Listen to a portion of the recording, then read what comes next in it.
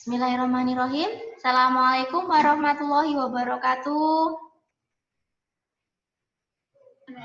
Waalaikumsalam. Oke, sip. Suara kalian terdengar semua.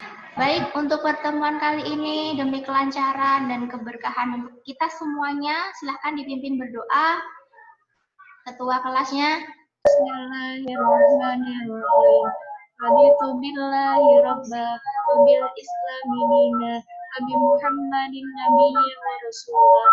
Rabbana atina fid dunya hasanah wa fil akhirati hasanah wa qina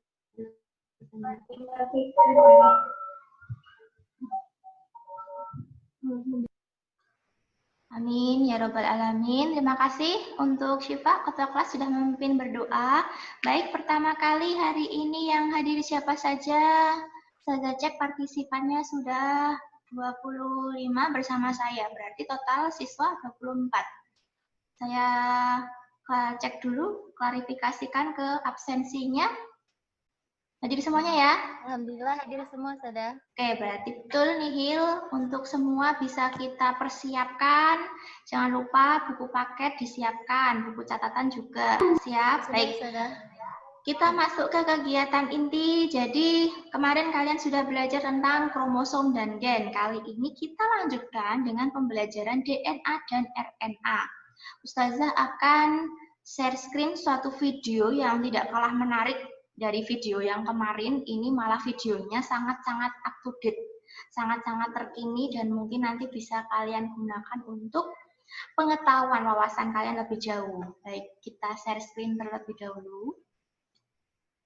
Bisa kalian saksikan bersama ya. Sudah terlihat nak videonya? Sudah. Oke. Saat ini pandemi virus corona menjadi masalah pelik di seluruh dunia. Semua negara dan seluruh aspek kehidupan kita telah terdampak oleh virus ini.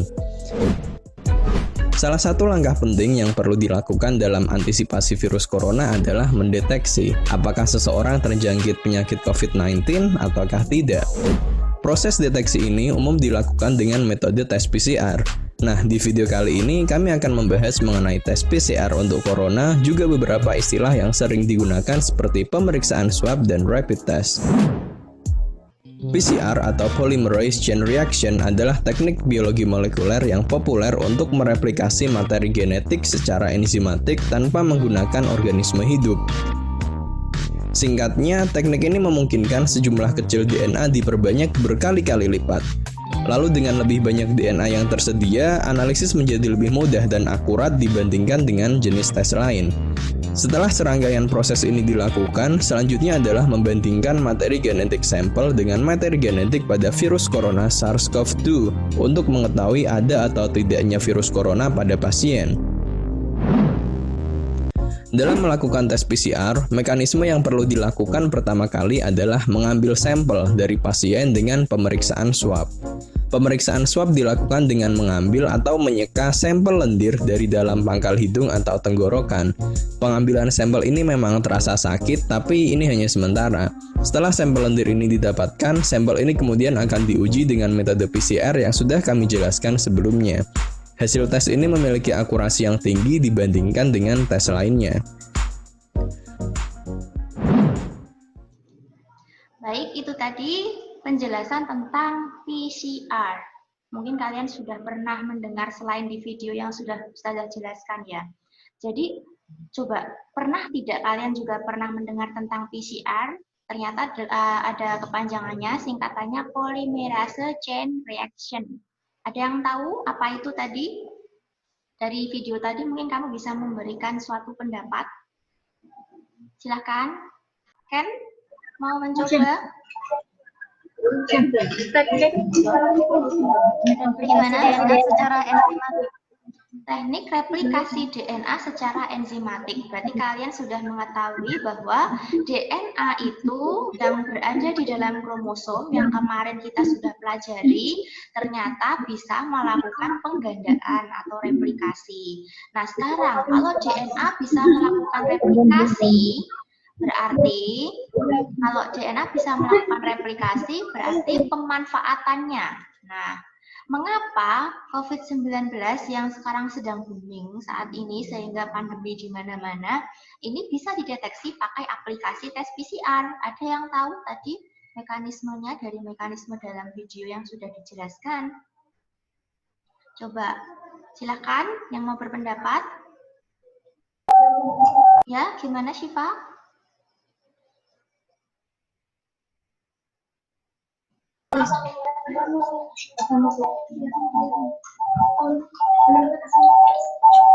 Menemukan sampel asam nukleat. Untuk bisa menemukan sampel dari asam nukleat penyebab organisme penyebab COVID. Jadi yang kita cari dalam PCR, tes PCR di tes COVID itu adalah kita mau mencari asam nukleatnya virus penyebab COVID-19. Maka mekanismenya tadi sudah dijelaskan ya dalam video. Jadi ketika tes swab atau tes PCR, kenapa swab? Karena mengambil swab test, mengambil lendir, sampel lendir dari pasien, kemudian nanti diambil sampelnya, lalu nanti kita cari organisme yang berada di situ dengan cara kita ambil asam nukleatnya, lalu kita masukkan ke PCR, kita replikasikan dengan enzimatik dengan buatan manusia. Nah, dari situ baru kelihatan, oh ternyata ada tidak asam nukleat virus itu. Kalau tidak ada, berarti negatif, tidak ada COVID-19. Jadi, manfaatnya bisa. Kita nanti setelah belajar ini, nanti bisa tahu, oh ternyata mekanisme swab test pada COVID-19, kemudian nanti ada hasil positif, negatif, itu prosesnya, mekanismenya itu ternyata kalian sudah ketahui. Nah, dari manfaat ini tadi, selanjutnya, apa yang akan kita pelajari pada pertemuan kali ini? Kita akan belajar tentang KD kompetensi dasar menganalisis hubungan struktur dan fungsi gen DNA kromosom dalam penerapan prinsip pewarasan sifat makhluk hidup. Kita lanjutkan seperti KD yang kemarin, kromosom gen dan sekarang ke DNA RNA.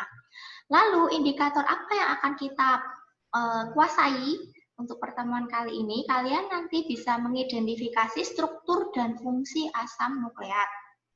Kemudian kalian menganalisis urutan replikasi DNA. Yang tadi ya aplikasinya ada pada PCR, bagaimana sebenarnya DNA itu direplikasikan, urutan tahapannya seperti apa. Kemudian yang ketiga, membuat gambar struktur dari DNA maupun RNA. Dan yang terakhir, kalian bisa membuat skema proses replikasi DNA untuk bisa memudahkan kalian memahami bagaimana urutannya. Nah, dari indikator tadi, tujuan pembelajarannya masih sama seperti kemarin dengan langkah pendekatan scientific feedback dengan blended learning, flipped classroom, dengan model discovery learning. Nanti kita bersama-sama mengidentifikasi struktur, menganalisis urutan replikasi DNA, membuat gambar, dan juga membuat skema replikasi DNA.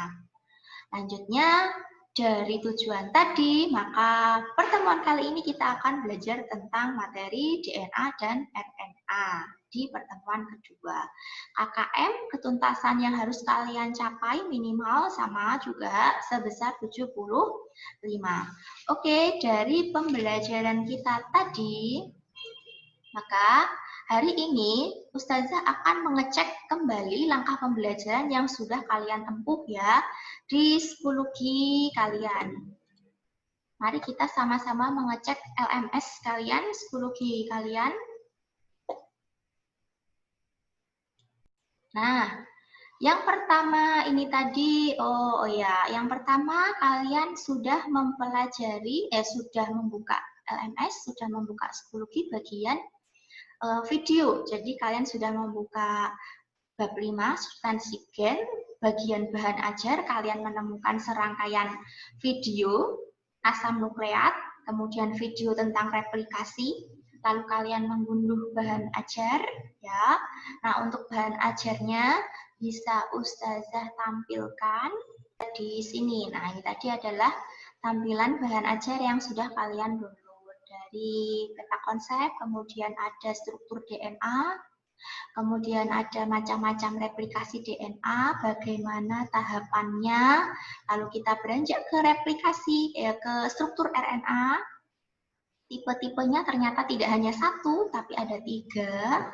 Nah, ini nanti bisa kalian sudah kalian download, sudah kalian pelajari, juga sudah kalian tonton tadi videonya.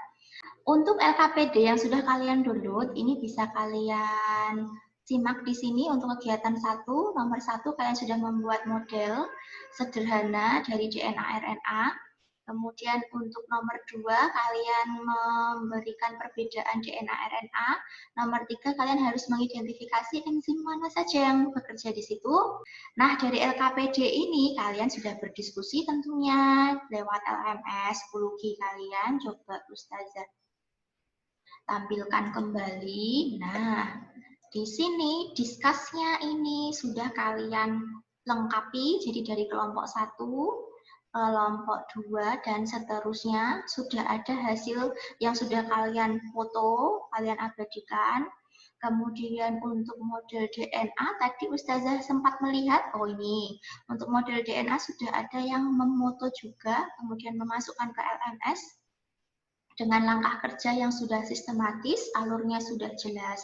Jadi di sini kalian sudah mengumpulkan data ya dari literatur manapun, kemudian kalian masukkan ke diskusi di LMS 10G, lalu kalian kolaborasikan bersama. Nah, dari data-data di sini, maka pertemuan kali ini waktunya kita pertemuan sinkronus kali ini melalui Zoom meeting, waktunya kita untuk melakukan presentasi. Baik. Untuk presentasi yang pertama, kita mulai dari kelompok yang sudah menyiapkan model DNA, yaitu kelompok siapa? Kelompoknya? Oh ya, itu sudah kelihatan itu, kelompoknya Syifa ya? Iya, sudah. Oke, langsung saja dijelaskan di situ.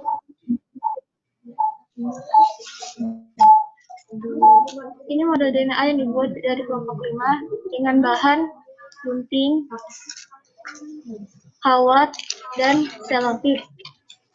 Dengan alatnya cutter,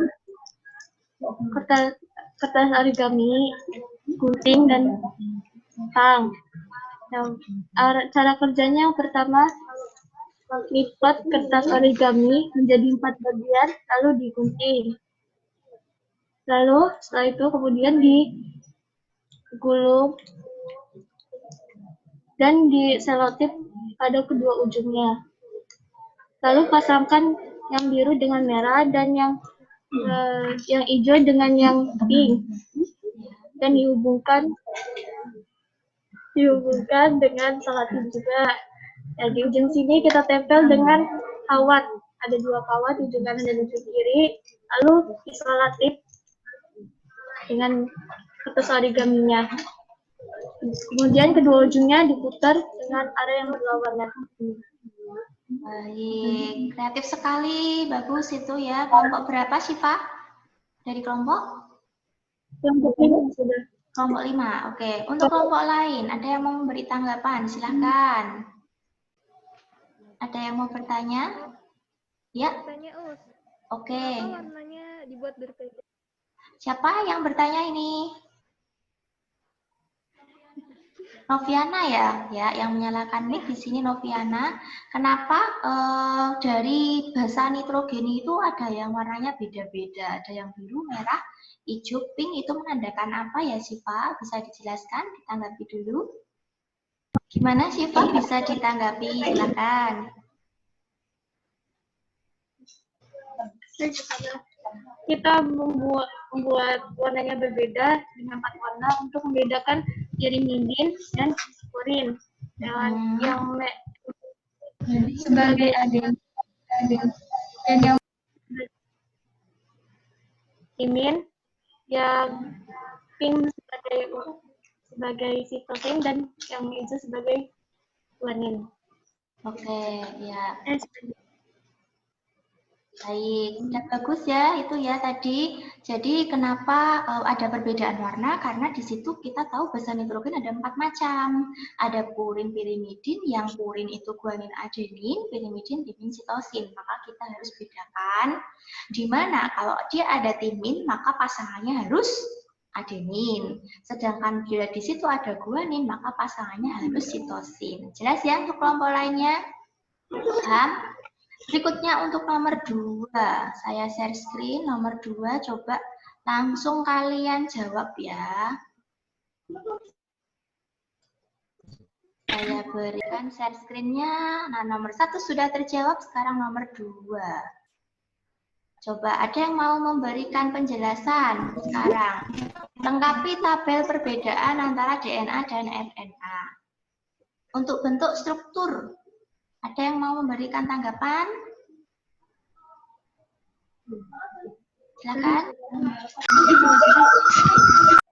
Oh, suaranya ini sekali ya.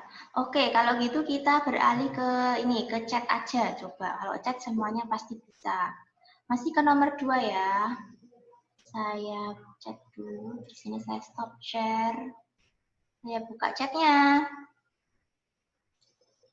Nomor 2, bentuk dan struktur. Siapa yang ingin menjawab lewat chat? DNA apa, RNA apa? Saya tunggu. DNA. Bentuknya. Ya, ada chat dari Galuh di sini. DNA bentuknya double helix, kemudian RNA single helix. Oke, bagus. Satu lagi tadi apa? Letak ya. Bentuk kemudian ada dari letak. Letaknya di mana saja. Tadi untuk yang kedua letak. Ada yang cek lagi, silahkan. Untuk letak. Ya, Rosa sudah chat itu untuk letak. DNA ada di nukleus tentu. Kemudian untuk RNA ada di banyak ya, di nukleus ada sitoplasma dan ribosom. Baik.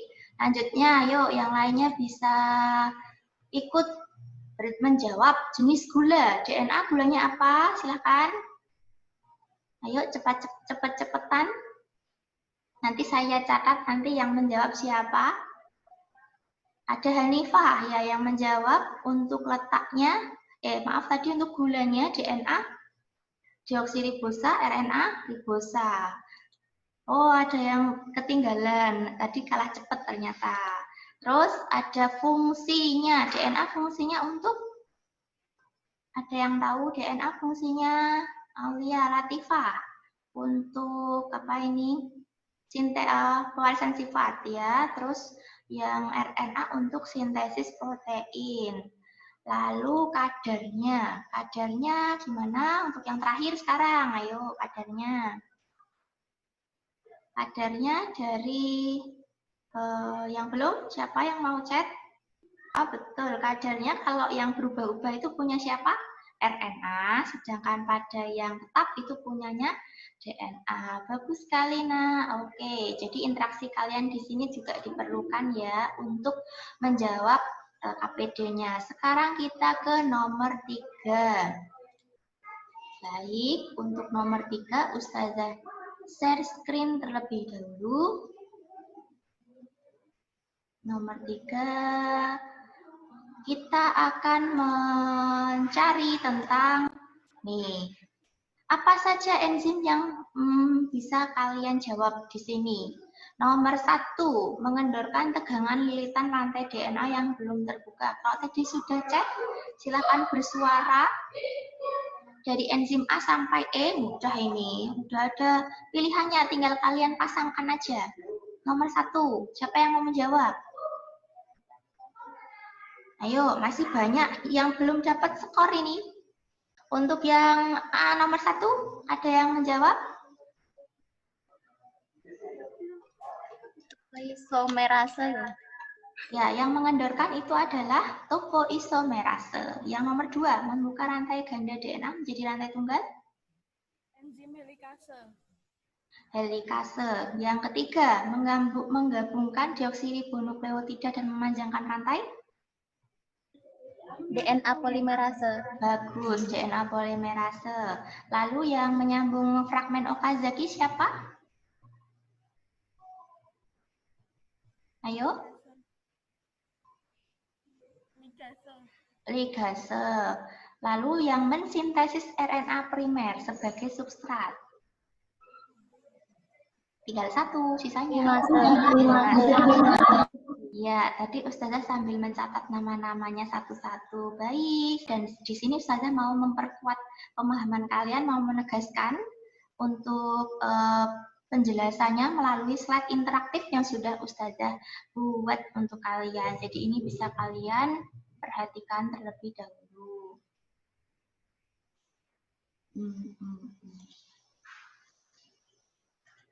Sudah terlihat ya, Nak? Kita masuk ke bagian nih, replikasi DNA-nya. DNA replikasi berjalan, replikasi DNA kita mulai dari parental DNA sebelah kanan yang berwarna biru. Dari kiri ke kanan, pasangan rantai DNA lama akan dilepas ikatan basa nitrogennya dengan enzim helikase. Ketika enzim helikase berjalan, akan terbentuk dua rantai DNA lama, yaitu rantai 35 dan rantai 53. Ingat, setiap pembentukan asam nukleat DNA maupun RNA akan membentuk dari 5 aksen ke arah 3 aksen.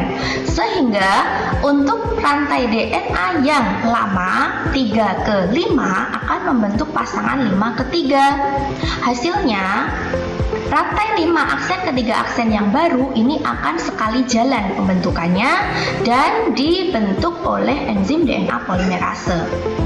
Kemudian bagaimana untuk rantai lama 5 ke 3, karena dia akan membentuk pasangan yang 3 ke 5, tetap dia akan terbentuk dari 5 ke 3, maka pembentukannya dari pangkal. Dari ketika helikase berjalan, di sini akan terbentuk pembentukan dari 5 ke 3, lompat, 5 ke 3, lompat, dan seterusnya, sehingga akan terbentuk suatu potongan-potongan yang kita sebut sebagai fragmen Okazaki. Ya, itu tadi ya, sedikit penjelasan dari slide interaktif Ustazah. Jadi untuk yang belum bisa masuk ke sinkronus kali ini, jangan lupa ini nanti sudah Ustazah masukkan ke LMS kalian. Jadi gunanya apabila kalian tidak bisa bertatap maya dengan Ustazah dalam penjelasan Ustazah, nanti bisa kalian buka ya di LMS. Di situ sudah ada slide interaktif yang secara langsung Ustazah jelaskan untuk kalian pahami. Gitu, jelas ya. Kemudian dari semua presentasi yang sudah kita lakukan, ada yang mau memberikan kesimpulan. Apa yang sudah kalian simpulkan? Coba. Silahkan bersuara, siapa yang mau menyimpulkan? Kesimpulannya? Dari strukturnya DNA itu double helix. Kalau RNA rantai tunggal. Kemudian untuk replikasi DNA tadi sudah tahu ya apa itu namanya urutan langkahnya. Oke, sudah paham. Kemudian untuk yang lainnya ada yang mau bertanya, silahkan. Yang belum jelas siapa atau sudah jelas semuanya? Yang mau bertanya atau silahkan menjawab kalau sudah jelas ataupun dari chat. Sudah jelas? Sudah jelas. Sudah ya? Oke, sudah jelas semuanya. Baik, untuk pertemuan kali ini coba kalian buat catatan penting, resume kalian, poin-poin pentingnya kalian catat di buku catatan kalian. Kemudian setelah ini ada yang mau memberikan pendapat apa manfaat yang bisa kalian ambil dari sini, coba. Untuk refleksinya sudah ini, oh ya alhamdulillah jelas mengetahui bahwa untuk agenda berikutnya kalian tetap pantau LMS-nya ya. Jadi 10G-nya bisa kalian buka kembali. Setelah ini kita belajar tentang sintesis protein. Kemudian untuk kinerja yang terbaik adalah kelompok 5 yang tadi sudah memberikan model DNA-nya. Selamat kelompok 5, yang lain jangan lupa untuk membuktikan kinerja terbaik karena setelah ini masih banyak kegiatan yang bisa kalian coba. Sekian pertemuan kali ini.